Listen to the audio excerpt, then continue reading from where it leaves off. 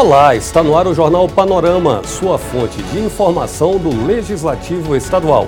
Veja nesta edição. CPI dos guinchos pede quebra do sigilo telefônico de empresas participantes de licitação do Detran.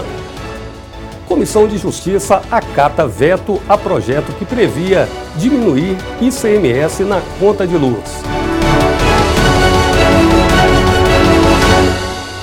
Eleição presidencial, resultado das urnas é tema de debate em plenário. O resultado do segundo turno da eleição presidencial deste domingo foi o assunto em destaque na sessão ordinária que abriu a semana. O envolvimento da população no processo eleitoral repercutiu em quase todos os discursos parlamentares. Nosso desejo é que o presidente possa olhar para o Espírito Santo. O governo federal tem costume de interferir negativamente aqui no nosso estado. Foi assim com o fim do Fundap, é assim quando tenta tomar os nossos royalties do petróleo, tão importante para a nossa economia, com atraso das nossas obras, enfim, que o Espírito Santo possa ser mais respeitado. Nós temos, inclusive, políticos muito ligados diretamente ao presidente eleito. Então, e eu peço, e a minha expectativa é que eles possam cumprir o papel. A minha repercussão hoje da tribuna da Assembleia é desejando sucesso ao presidente eleito, achando interessante o fato da votação ter sido uma votação apertada, 45% dos brasileiros que não votaram no Bolsonaro, mas 55%, votaram. Isso é importante. Então, que a democracia prevaleça, que a Constituição da República prevaleça, que os direitos prevaleçam, mas que haja ordem nesse país, que os códigos sejam revisados, que as leis sejam aprimoradas, que a corrupção seja duramente combatida, que logo nesse início de mandato, onde alguns críticos, alguns jornalistas têm escrito, ainda na lua de mel, nos 6 primeiros meses do Congresso com o presidente da República, muita coisa possa verdadeiramente acontecer.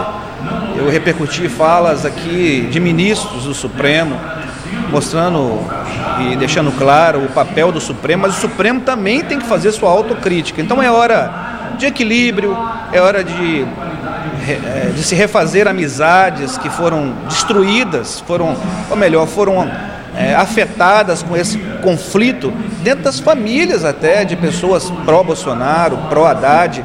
Nós temos um presidente eleito e agora, como brasileiro, nós temos que torcer, orar e fazer de perto uma fiscalização, que esse espírito de cidadania possa prevalecer. É preciso que, tanto quem ganhou quanto quem perdeu, tenha o juízo, tenha a serenidade de colocar acima de tudo o país, o povo brasileiro. Ninguém é dono da verdade. Então é um momento de humildade, o país está atolado, um déficit fiscal terrível, a previdência quebrada, a saúde não existe, transporte não existe, moradia, enfim. É preciso que todos nos unamos agora no sentido de melhorar o país. Não pensa que quem ganhou, ele ganhou sozinho. Não pensa que quem perdeu, perdeu sozinho. O mais importante disso é a democracia. Então é importante você poder escolher. Agora é preciso que quem também perdeu tenha humildade e ajudar quem ganhou. Não começa logo a achar que vai fazer oposição, que pode fazer oposição sim, fazer sugestão, cobrar as promessas, isso é normal da democracia. Agora, não é bom já começar no dia seguinte achar que o governo que ganhou está errado. O governo não fez nada ainda, nem tomou posse.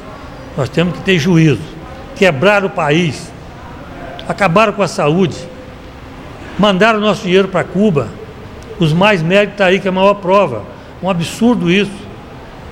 Nós não temos dinheiro para nossos médicos, para a nossa saúde aqui, nós vamos mandar 3,6 bilhões para a saúde em 2014, isso é que nós temos que rever. Vamos descer do salto. MDB, meu partido não tem dono. Quem é dono do partido é o povo. E os outros partidos também têm que ter juízo nesse momento e colocar acima de tudo o cidadão brasileiro, colocar acima de tudo o nosso país, que é muito melhor do que nós todos. Entre as matérias que começaram a tramitar após serem lidas no plenário, destaque para o projeto de lei que trata de medidas de prevenção e combate ao assédio sexual de mulheres no transporte coletivo. O projeto é de autoria do deputado Euclério Sampaio. Voltamos ao estúdio. O processo de licitação do Detran continua sendo objeto da CPI da máfia dos guinchos. Na reunião desta semana, a comissão determinou medidas duras envolvendo os donos de empresas envolvidas no processo. A CPI da máfia dos guinchos resolveu pedir a quebra do sigilo telefônico dos donos das empresas Avocate e Rebocar, participantes da licitação do Detran para a contratação de pátios de veículos. A decisão foi tomada a pedido da relatora da CPI, deputada Janete de Sá, após colher o depoimento da proprietária da empresa Rebocar, Priscila Carla Pereira dos Santos. No depoimento, a empresária sugeriu que houve direcionamento de licitação por parte do Detran. Ela afirmou que sua empresa tinha vencido o pregão eletrônico em 5 dos 12 lotes do processo, mas na fase de entrega da documentação, o órgão desclassificou a Rebocar. Segundo Priscila, os documentos entregues estavam em conformidade com o edital. A empresária também informou que um proprietário de empresa concorrente entrou em contato com ela para que a Rebocar não participasse de determinados lotes da licitação. Mas, segundo Priscila, ela não concordou com a proposta.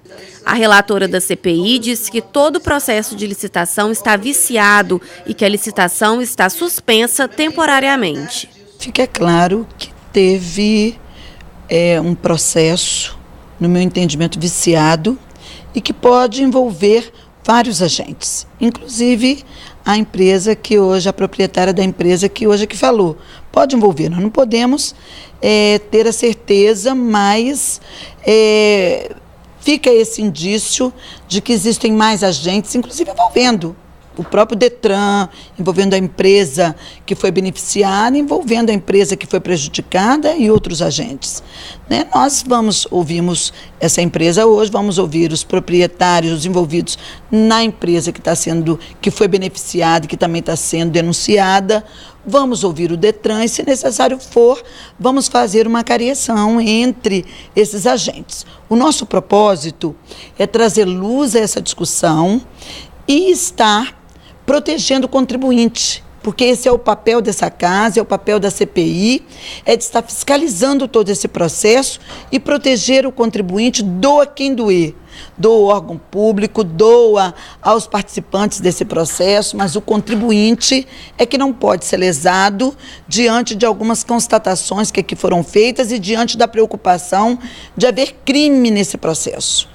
Existe essa preocupação, que vai ser certamente resolvida com o relatório e com aprofundar desse debate que vai ter nas próximas semanas mais cenas realmente que vão estar estarrecendo a sociedade capixaba como a gente que participou desse processo e que não tem como se indignar de uma situação que aparentemente é legal, mas é altamente imoral e que pode realmente, por conta dessa imoralidade, estar prejudicando o contribuinte capixaba. Em reunião extraordinária, a Comissão de Constituição e Justiça acatou veto do governador ao projeto de lei que previa reduzir a alíquota de ICMS na conta de energia elétrica. A reunião aconteceu na sala da presidência da Casa. Em reunião extraordinária da Comissão de Constituição e Justiça, os deputados decidiram acatar o veto do governador ao projeto de lei de autoria do deputado Bruno Lamas. A matéria, aprovada em plenário e enviada para a sanção do governador, determinava reduzir de 25% para 17% o ICMS, Imposto sobre Circulação de Mercadorias e Serviços, no consumo residencial de energia elétrica. Na reunião do Colegiado de Finanças, 7 matérias receberam parecer favorável. Entre elas, a que prevê ampliar audiências públicas para debater o orçamento anual e o plano plurianual. Foi aprovado na Comissão de Finanças o projeto de resolução do ex-deputado Almir Vieira, que determina a realização de audiências públicas com todas as micro-regiões do Estado e também com as organizações não governamentais. O objetivo é debater amplamente com a sociedade o orçamento anual e o projeto de lei do Plano Plurianual. A matéria foi aprovada por unanimidade na comissão. O colegiado aprovou ainda outros 6 projetos de lei. Destaque para a matéria de autoria da deputada Luzia Toledo, que obriga a presença de guias turísticos da região em excursões de turismo realizadas no estado.